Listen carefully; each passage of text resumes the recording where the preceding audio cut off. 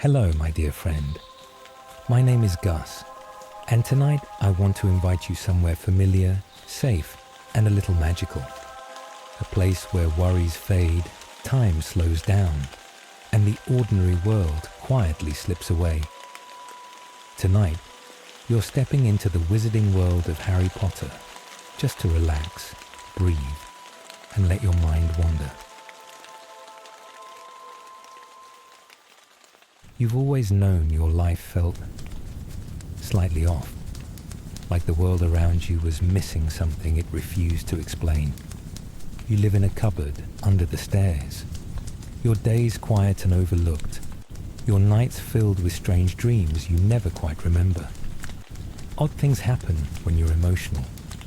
Glass vanishes, lights flicker, people stare, but no one ever talks about it. Until today, letters begin to arrive. Thick parchment, green ink, your name written like it matters. They stack by the fireplace, slide through cracks, tap against windows as if the house itself is trying to wake you up. And for the first time, as you hold one in your hands, you feel it clearly. You are not ordinary, and somewhere beyond this moment, Hogwarts is waiting for you. The day you step into the magical world, it begins quietly, with the warmth of a large hand on your shoulder and a voice that sounds like thunder wrapped in kindness. Hagrid walks beside you through London, the noise of the city fading with every step, until you stop in front of a brick wall that looks ordinary. Watch closely, he says. The bricks shift, stone curls inward like it's breathing. And suddenly, the Diagon Alley opens before you. Warm lantern light spills across crooked streets. Shop windows glow with enchanted objects that hum softly as you pass. Cauldrons clink, owls flutter above your head, and the air smells like parchment, metal, and sweet sugar from a nearby candy shop. For the first time in your life, you don't feel out of place. You feel expected. At Gringotts, the marble halls echo beneath your feet. You learn about vaults, keys, and a past that was hidden from you on purpose. Then comes your wand. You step into Ollivander's. Dust floats in golden beams of light. Wands choose, shelves whisper, and when you hold yours, something inside you settles. As you leave, robes folded, books stacked, wands safely tucked away, you realize this isn't just shopping. It's the moment your old life finally lets go. The station is loud. Footsteps echo across the stone floor. Voices overlap. Trains hiss and breathe like great metal beasts preparing to leave. King's Cross feels too bright, too fast, too ordinary for what you're carrying inside your coat. A wand, a ticket, and a life that has already begun to change. You follow Hagrid's instructions carefully. Platform 9, Platform 10. A solid brick barrier between them. Your heart beats faster. People rush past you unaware. No one stops. No one looks twice. And for a moment, doubt creeps in. The kind that whispers, maybe this was all a mistake. Maybe magic belongs to other people, not you. Then you take a breath. You grip the handle of your trolley, and you walk forward. The world bends. There's a soft, rushing sound like wind through leaves, and suddenly, you're somewhere else entirely. Steam rolls thick through the air. A long scarlet train waits beside a hidden platform, its metal warm, alive, patient. The Hogwarts Express. Families laugh and cry at the same time. Owls hoot from their cages. Trunks slam shut. And everywhere you look, children like you, nervous, excited, pretending not to be, are saying goodbye to a world that can no longer follow them. You climb aboard and find an empty compartment. The seat cushions are worn but soft, and when you sit down, the train hums gently beneath you, as if welcoming you. Outside, London fades into motion, buildings blurring, then thinning, then disappearing altogether. Soon someone knocks. A red-haired boy steps inside, cheeks flushed, eyes kind and curious. He asks if the seat is free. You nod, and just like that, the journey becomes shared. Chocolate frogs are unwrapped. Wizard cards are traded. Stories spill out easily about families, fears, hopes, and rumors whispered in low voices. You hear your name spoken differently here, not with cruelty or indifference, but with curiosity, respect, wonder. The countryside rolls by outside the window, green and endless. Rivers glitter in the distance. Time slows to the steady rhythm of wheels on tracks. As evening approaches, the sky darkens into deep blues and purples. The train finally slows, and a hush falls over the corridors. Hogwarts, someone whispers. You step down onto the platform, the air crisp and cool. Torches flicker in the darkness, casting long shadows across ancient stone. A familiar booming voice calls out, gathering first years like stars drawn into a constellation. You follow, feet crunching over gravel, until the path opens to water. Small boats wait at the edge of the lake, lanterns bobbing gently on their bows. You climb in, hands brushing cold wood, and as the boats begin to move, the surface of the lake mirrors the night sky perfectly. Then you see it. Hogwarts rises above you, towers stretching into the clouds, windows glowing gold against the dark. It feels impossibly old, impossibly alive. The castle doesn't just stand there, it watches. The boats glide to shore. Stone steps greet your feet, and as you climb them, something settles deep in your chest. A quiet certainty, warm and steady. Whatever you were before this moment, whatever you were told you were, that life is over.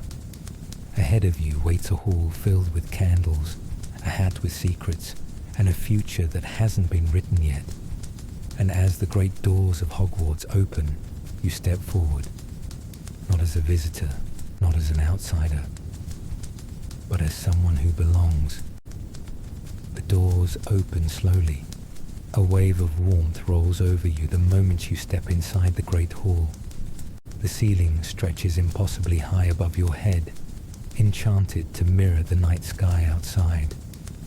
Stars drifting lazily, clouds barely moving, as if even time itself knows to behave here. Thousands of floating candles hover in neat rows, their flames steady and calm. Long tables run the length of the hall, already filled with older students talking, laughing, clinking goblets, stealing glances at you and the other first years as you enter. Your footsteps echo on the stone floor.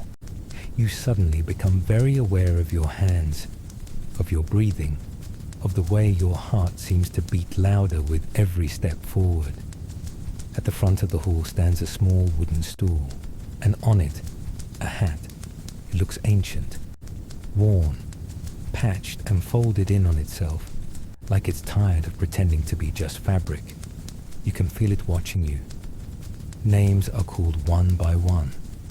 Each student steps forward, sits, waits, sometimes only seconds, sometimes long enough for the silence to feel heavy, before a shout echoes across the hall and a table erupts in cheers. When your name is spoken, the sound feels distant, like it's coming from underwater. You walk, you sit. The hat is lowered onto your head, slipping down until it covers your eyes. Darkness. Then a voice, soft, thoughtful, right inside your mind. Curious. It doesn't rush. It listens. It feels the years of loneliness, the quiet resilience, the spark of courage you never knew how to name. It weighs your choices, not your talents. What you value, what you fear, what you'd protect, even at your own expense. Plenty of bravery here, a hunger to prove yourself, a heart that refuses to harden. The pause stretches. Then, clearly, confidently, Gryffindor. The hall explodes into sound, cheers, applause. A table of red and gold students leap to their feet, waving you over like you've always belonged there. As you remove the hat and make your way toward them, hands clap your back, smiles greet you without question, and for the first time in your life, being seen feels safe. Dinner appears in front of you as if summoned by joy alone. Platters of roasted meats, golden potatoes, warm bread, vegetables glazed in butter. You eat slowly, savoring every bite, the simple miracle of being full without guilt or fear. Across the hall, you catch glimpses of the other houses, the calm focus of Ravenclaw, the quiet loyalty of Hufflepuff, the sharp intensity of Slytherin. This place is divided, yes, but it is whole. Later, when the feast fades into satisfied silence, a prefect leads you upward through winding staircases that seem to shift when you aren't looking. Portraits whisper as you pass. Armor suits creak softly in greeting. Finally, you reach your common room. Firelight fills the space, casting everything in gold and amber. Plush chairs, worn rugs, stone walls warm to the touch. It feels like a place meant for stories, the kind that last. You claim a bed in the dormitory, sheets crisp, curtains heavy and deep red. As you lie back, exhaustion settles over you like a blanket. But it's the good kind, the kind that says you're safe now. Before sleep takes you, one thought drifts gently through your mind. Tomorrow, the magic begins. Morning arrives not with alarms, but with sunlight. Golden rays spill through tall windows, warming the stone floors as you make your way to breakfast. The castle hums with movement now. Students rushing, talking, laughing, living. Your schedule feels unreal in your hands. Transfiguration, charms, potions, defense against the dark arts. Each classroom reveals a new layer of wonder. In Transfiguration, desks tremble as matches attempt to become needles. In Charms, feathers lift shakily into the air, wobbling like they're unsure if they're allowed to fly. In Potions, cauldrons bubble softly, the air thick with herbs, smoke, and concentration. Some things come easily, others don't. And that's okay.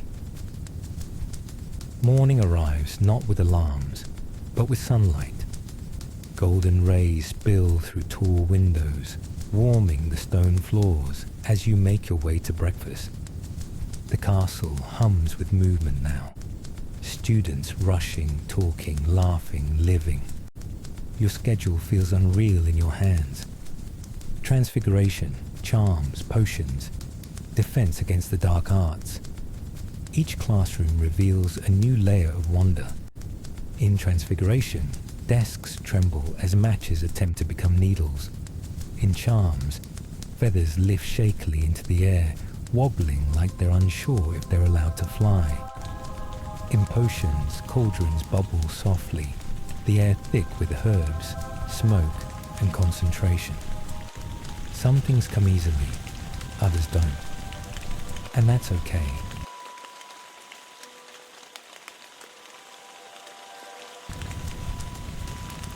Between classes, the castle reveals itself slowly. Moving staircases, hidden corridors, whispered legends passed between students like treasured secrets.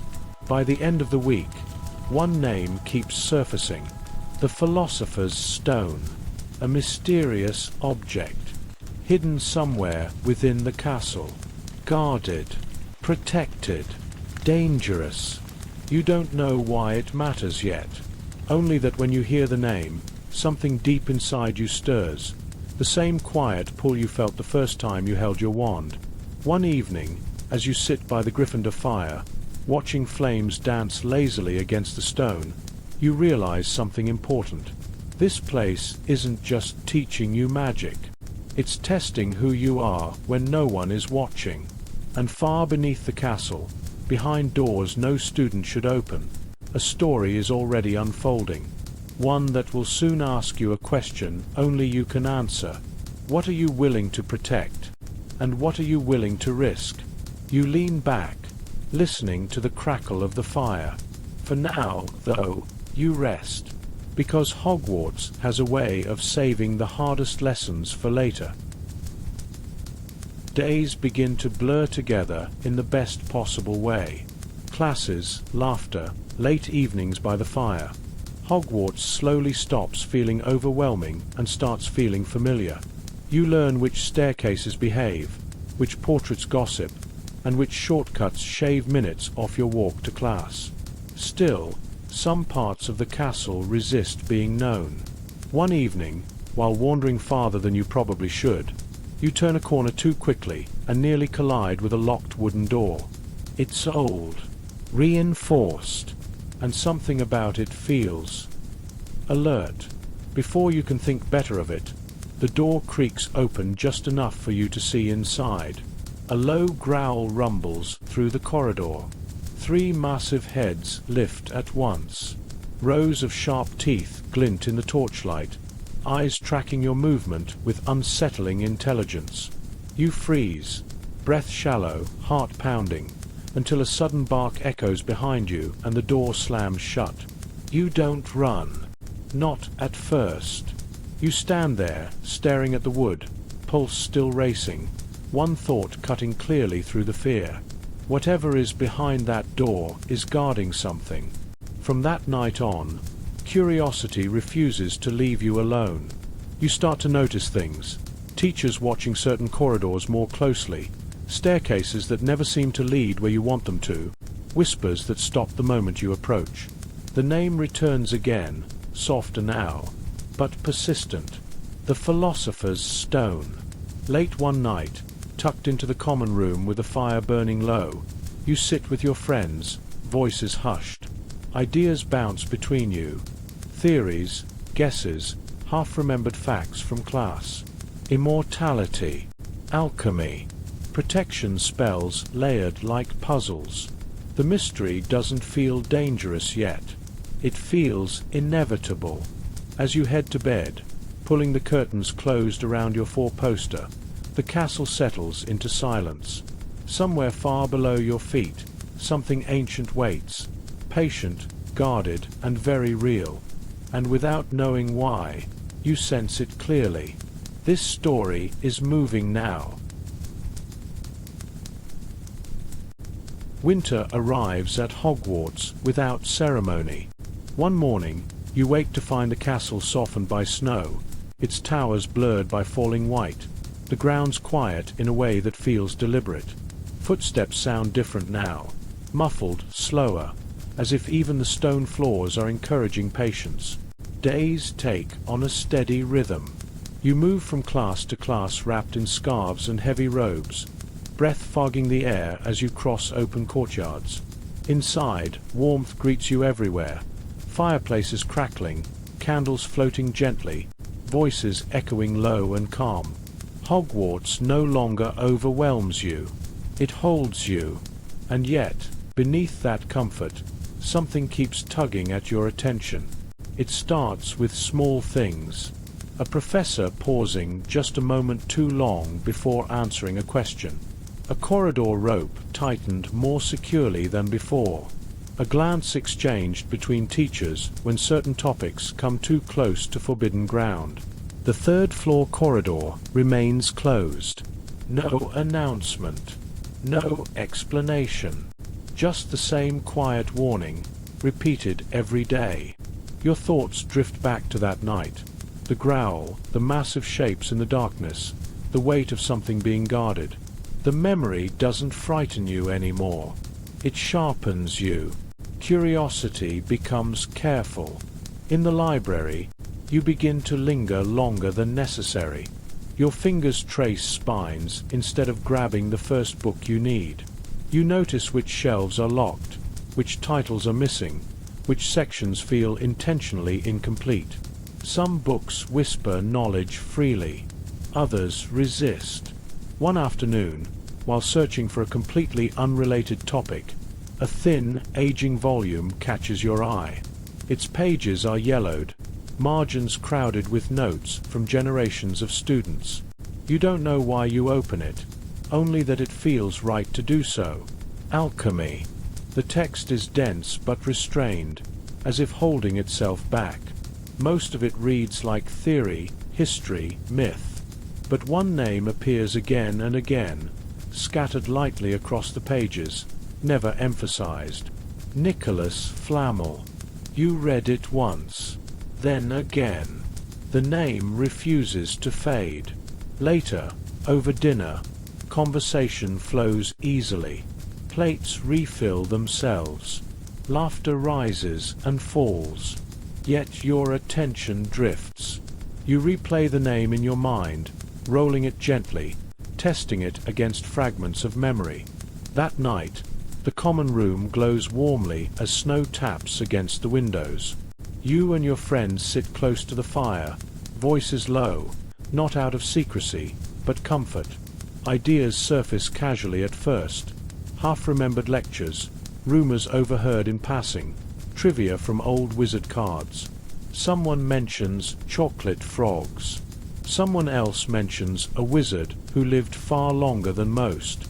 Connections begin to form, slowly, naturally, like constellations revealing themselves only after you've stared long enough. Alchemy. Longevity. Protection spells layered with intention. The pieces don't snap together all at once. They settle. Silence follows, not heavy, not fearful, but thoughtful.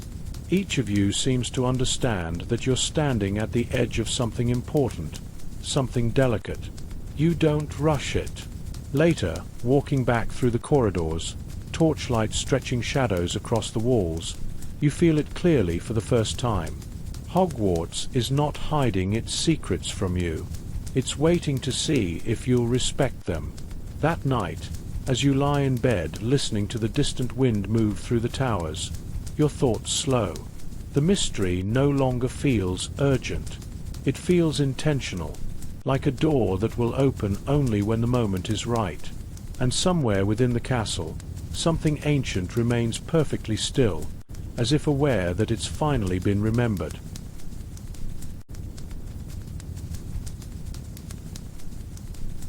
The mystery no longer presses against you. It no longer asks for answers. It simply exists. Hogwarts returns to its quiet rhythms, staircases shifting, fires burning low, snow resting gently against the windows. You carry the knowledge with you now, not as a burden, but as understanding. Some secrets are not meant to be chased. They are meant to be respected.